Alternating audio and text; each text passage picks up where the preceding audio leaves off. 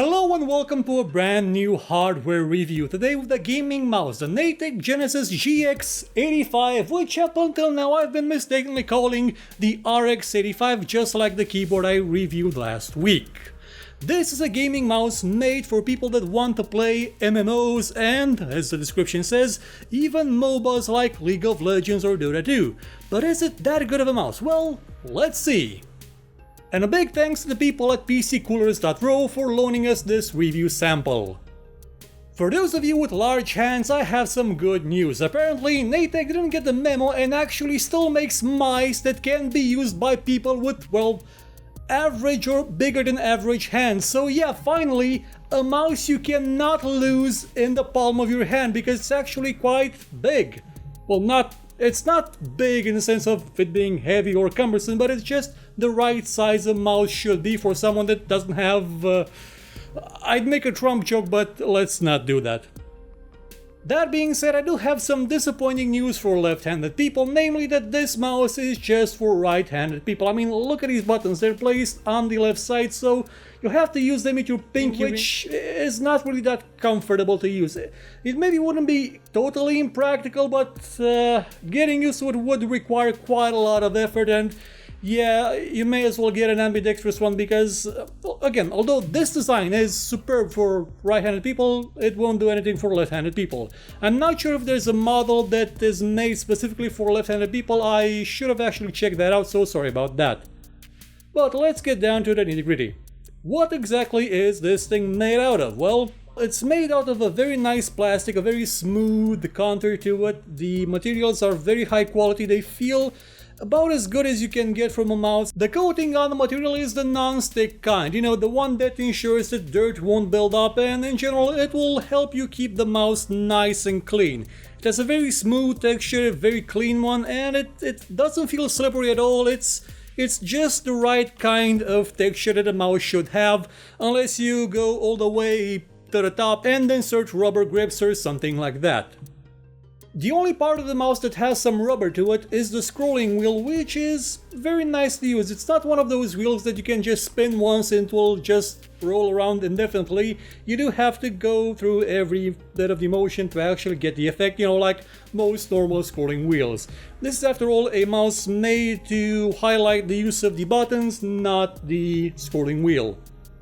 Now, in terms of the technology this thing is built upon, it has arm-run switches, meaning that they will last for quite a while, hopefully, and it uses a Avago 9800 sensor, which is rated to up to about 8200 dpi.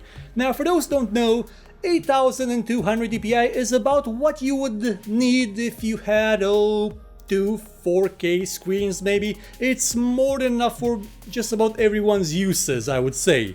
It also has a very good software package that lets you customize everything about this mouse. You can see on this side you have different DPI settings. There are about 4 or 5 profiles you can switch to with these buttons.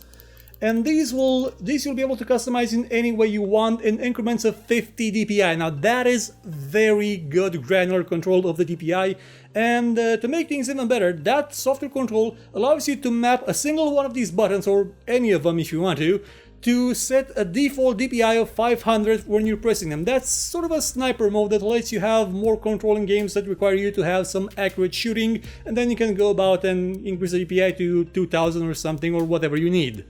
That software also lets you control a bunch of other features like individual DPI settings for each axis, polling rate which goes all the way up to 1000 Hz, and the color scheme of the mouse. It doesn't have full RGB support, so you can just have any color of the rainbow you want, but instead you do have a couple of predefined ones that you can choose to cycle through, either through all of them, just a few of them. You can have them stay completely on, you can have them breathe, you can have them blink on and off, you can do whatever you want with them.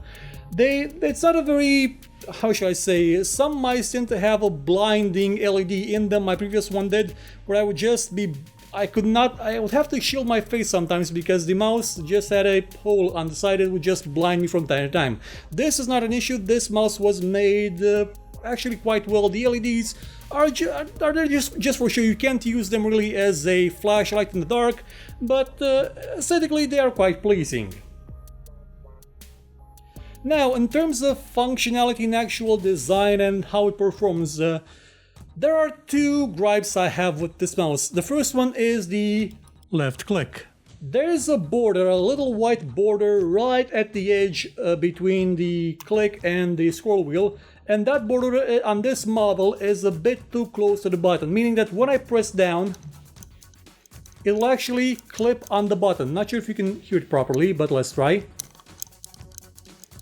That will cause, well, it won't stop the button from clicking. Like, you'll still click it long before that impact zone is reached, but it gives you the sense that maybe I need to click harder, and then you hear that noise, that you feel that impact, that grinding against the edge, and it's sort of, it's not, again, it won't stop you from clicking, but it will make you feel a bit awkward. It will confuse you for a second, and in games that require mouses with 8200 DPI, yeah, you kind of want to not be distracted by your own mouse. That would be something good. Now, for the side buttons, this mouse is being sold as a gaming MMO mouse, though the site also says that it will work in MOBAs, you know, Dota, League of Legends, something like that. And, well, MMOs, yeah. I can understand this mouse working well for MMOs because MMOs, most of them tend to be kind of slow, they don't need a lot of reaction time, they're not usually split-second affairs. MOBAs, however, are.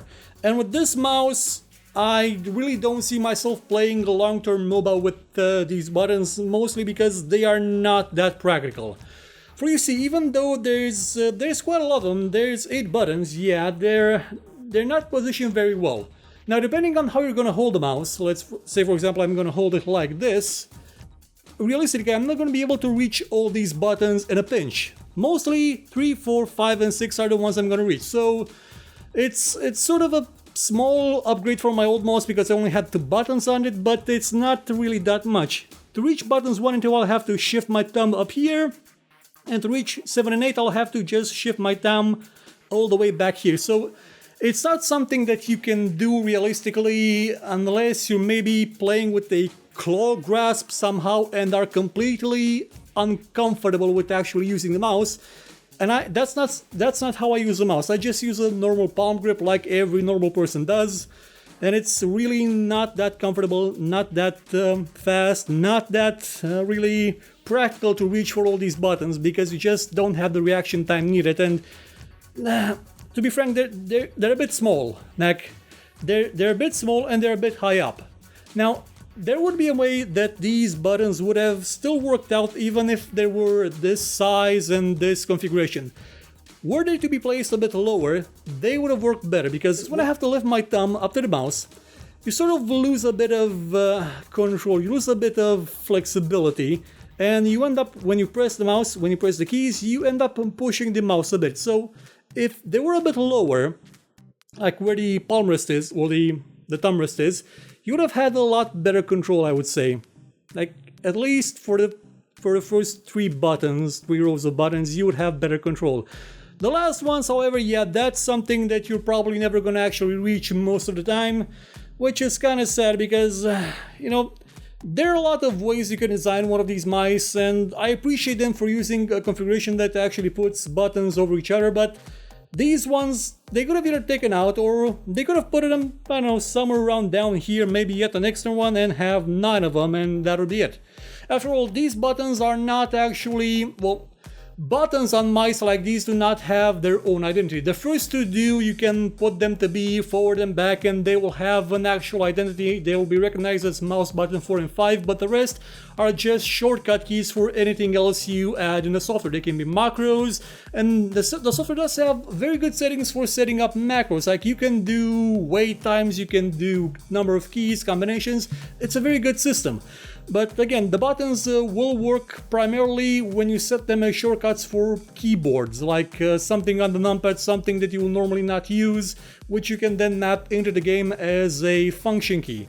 Personally, I've used this a lot in MechWarrior Online, which is a game that's sort of right on the cusp between simulator and arcade. It's not a complete simulator because, well, it's an online game, they had to make some concessions with it, but still, it is more in-depth than you would see in something like Hawken. Oh, it's a lot more in-depth than that. If you like, it's sort of like World of Tanks maybe, or War Thunder, but with giant mechs that shoot rockets and lasers and blow up things, and do often require a very good coordination, aiming, and a lot of buttons, because those things tend to have a lot of fire groups and a lot of other functions like ECM, like AMS, and so many other things. So having all those mapped on a button on the mouse is a lot more practical than you would have them on a keyboard. And well, gotta say that at least by using these extra two buttons, yeah, I did manage to get an advantage over what I would have normally with my standard mouse that had two buttons. That's because I could just set this one to be the standard sniper mode that sets the DPI to 500, and the one above to be another fire group. Now this is actually quite useful if you're doing something like a double gauss build that lets you just click on the lower DPI setting and scope out everyone and just blow them up. Or you could set the extra one, instead of having it be fire group 3, you can set, well, fire group, it actually be fire group 1, 2, 3, 4, it actually be fire group 5. You could set it to be something like advanced zoom. So yeah, this does have its uses in more action-oriented games, but again, only about half of these buttons can actually be used properly in such a game. The other ones are, well, you could probably use them for less important, less critical elements like maybe the map, but all in all, you could just use the keyboard for that, since those things are not something you would use too often anyway. So if they ever make a revision of this, yeah, I would love to have them place the buttons lower or make them bigger, because there's also a bit of a problem with differentiating between them in the heat of battle. They tend to be very small, they don't have that much of an identity to them, they don't have different textures, they barely have different shapes that you can actually feel. Thankfully, the top ones and bottom ones are very clearly separated, so they do have different feel to them.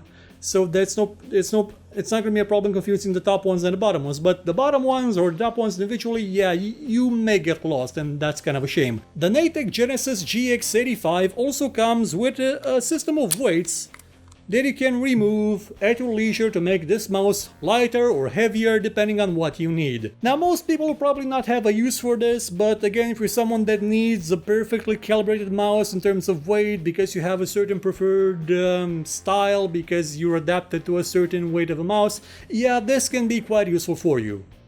All in all, the Natec Genesis GX85 gaming mouse is quite good. I've had no issues with it on a technical side, other than the design being a bit impractical for me to use all the buttons when I actually need them. I really wish they'll make a new version with better position for the mouse buttons, but and the rest, it's quite a good mouse, which I have no problem recommending if you need this kind of mouse. But again, if you have problems with reaching these buttons, you may as well map something that's useless to them. Otherwise, they're just gonna go to waste. But other than that, it is a perfectly serviceable mouse with absolutely no issues of performance. Well, again, there is this clicky thing, but it's not a performance issue, it's more of a comfort distraction issue, which really, I really hope that that's just something limited to this model, like this review unit, and not something that's quite common and annoying. Well, that would be it for this review of the Natec Genesis GX85 gaming mouse. I'll be back next week with a new hardware review. See you then! Thank you for watching this show. If you enjoyed it, please consider watching some of our other videos and maybe sharing them or giving a thumbs up if you feel like it. And if you really liked what you saw, please check out our Patreon page. For just $1 a month, you could help us make much better shows and get some rewards in the process. Or you could consider buying my book called Tale of Doom. Volume 1 is out now and available for just $2. And as always, if you thought it was horrible, you know where to find me and complain about it.